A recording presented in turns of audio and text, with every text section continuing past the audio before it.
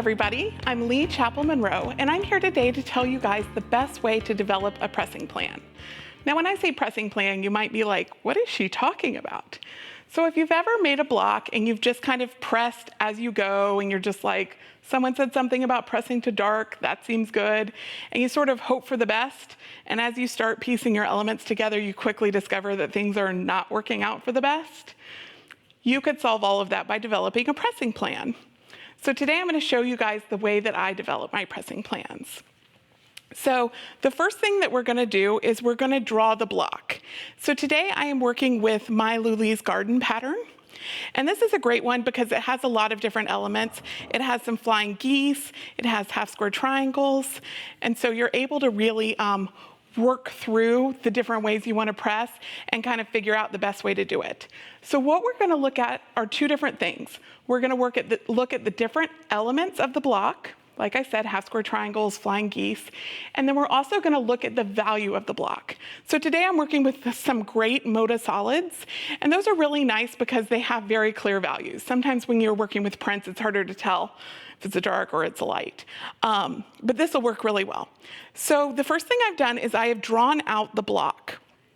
And then the way that I like to do my plan is I sort of just give a little shading to the darker elements. So this is the finished block, and you can kind of see how I've colored in those sections.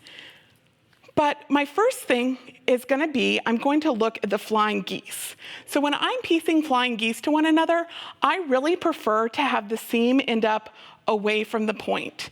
Anytime a point can lay flat, it's going to look way, way better. So I prefer to have it go that way. So the first thing I'm going to do is I'm going to kind of go through all my flying geese, and I'm going to put a little line. And for me, that little line is the seam allowance. So that's showing me the direction I'm going to put the seam allowance, and I'm going to do that on all of the flying geese units. So you can sort of see how we go through that. Now the next thing I'm going to look at is I'm going to kind of consider these blocks being a 9 patch. And I've made the elements to kind of show you better. But I have these 4 pieces that are all the corners, and then I have my flying geese and the center unit. So when I make these 4 corners, it's going to be easiest for me if all 4 of these are made exactly the same, where I don't have to change any of the pressing. So what I did was I constructed all of these exactly the same. So even though the blocks are going to turn, this one's here, and then when it goes to this corner, it's going to turn, they're all pressed exactly identically to one another.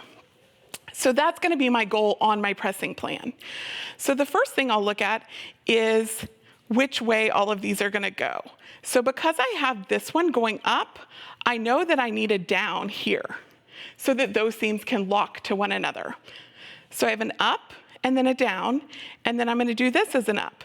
And you might notice I'm using a pencil. That's because anytime I'm creating a pressing plan, it's always a little bit of trial and error. Sometimes you'll mark a bunch of seams and then you'll quickly realize that you've gone down a path that's not going to work out. But it is much easier to erase a simple little line on a pressing plan than it is to take apart the whole block. So once I've marked those, I'm now going to consider which way this longer seam is going to go, because these 2 are being pieced to one another and these 2 are pieced to one another. So because this one is here, this one needs to be here. And in order to show that that is a longer seam, I'm going to draw a longer line that's crossing across both of those blocks. Now I'm going to kind of treat each of these as a 9 patch.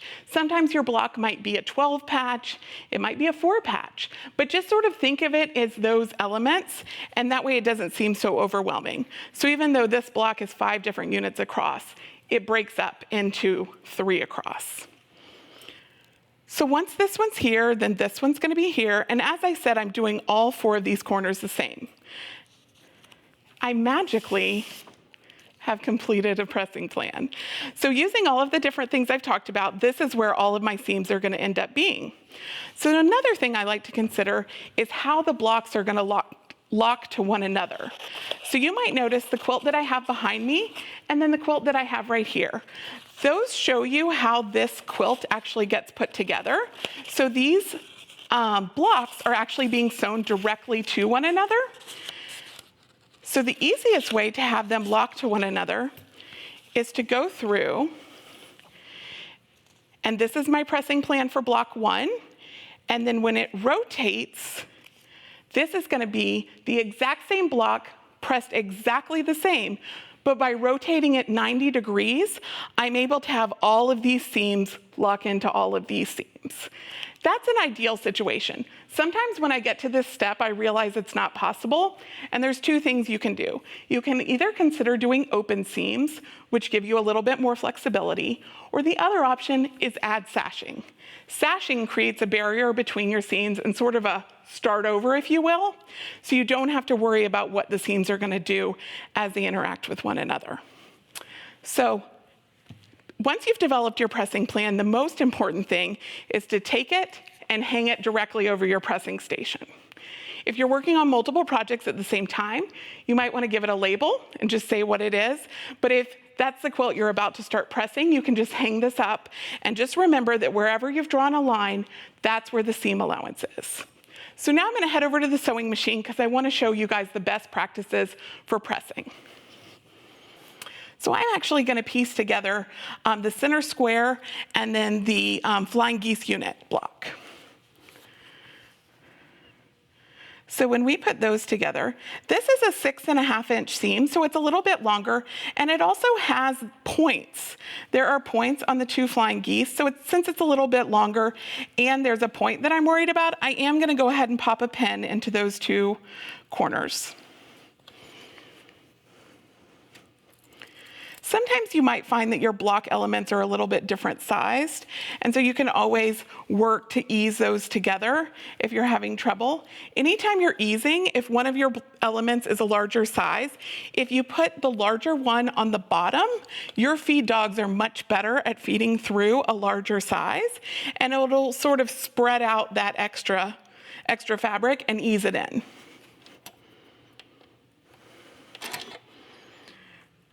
Okay, so now we're going to stitch this seam. And I like to sew right up until my presser foot has gotten on top of that pin, and that's when I remove the pin.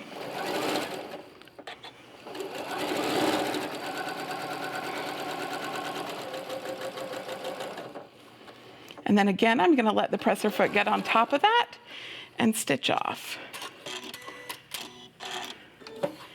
And then we're going to attach another flying goose block to the other edge.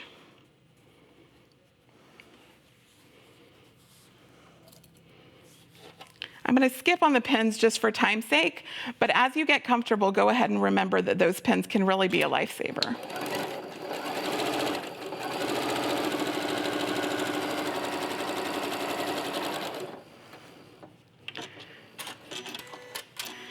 Okay. So now what we've created is we've created the central unit. And what we'll see if we go back to our pressing plan, so I'm going to position it the way it is for block 1 and act like this is block 1. You'll see that the seam allowance is going towards the green block on both of these. So this is the proper way to press. Let me clean up a little. So what I'm going to do is, the first thing I'm going to do is lay my seam down just flat, and I'm going to take my iron and just marry the seam. And what this is doing is it's actually taking the threads and locking them together and giving them a memory for the way that they're supposed to be. And once I've done that, the block is still a little bit warm, and I can flip that over and just give it a nice finger press. Remember, if you think about your seam being sort of inside of that wraparound, then you'll be able to get a nice perfect pressed area. So once I finger pressed it, then I'm going to come back and press it. And we're always pressing, not ironing, because we want it to be flat.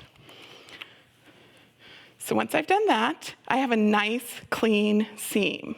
So you'll notice that you don't see any of my threads. I actually could have pieced this with black thread, and by pressing it properly, I won't have any show through. Okay, so next time you're starting your quilt project, you're going to remember to just develop your pressing plan, look at your block elements, and look at the value of the fabric. It's always ideal to have the darker fabric have the seam behind it, but sometimes that doesn't work out. So just consider how light your lighter fabric is if it doesn't work that way. So go develop your pressing plan and hang it at your pressing station.